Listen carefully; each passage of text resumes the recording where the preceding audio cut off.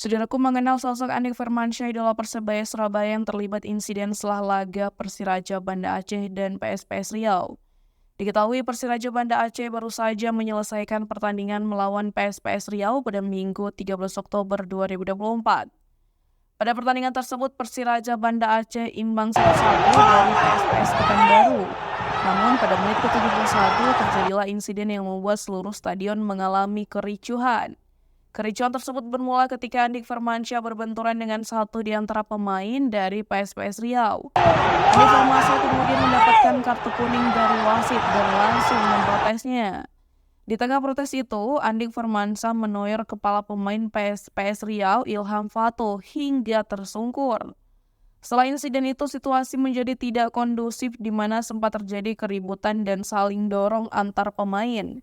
Untungnya, kericuhan tersebut tidak bertahan lama. Andik Firmansyah dan Ilham Fato saling tampak berpelukan, memaafkan, langsung melanjutkan permainannya pada babak selanjutnya. Walaupun Persiraja Banda Aceh mengalami hasil seri, kemampuan dari Andik Firmansyah tidak perlu diragukan lagi. Diketahui Andik Firmansyah merupakan mantan pemain di Persebaya Surabaya yang sempat menjadi idola para bonek.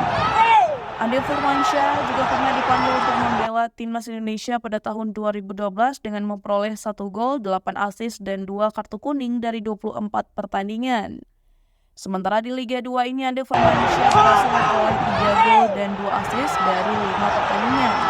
Kini Andik Firmansyah bersama Persiraja Banda Aceh akan melanjutkan pertandingan di Liga 2 Indonesia menghadapi Dejan FC di lapangan Kerasakti pada Sabtu 19 Oktober 2024.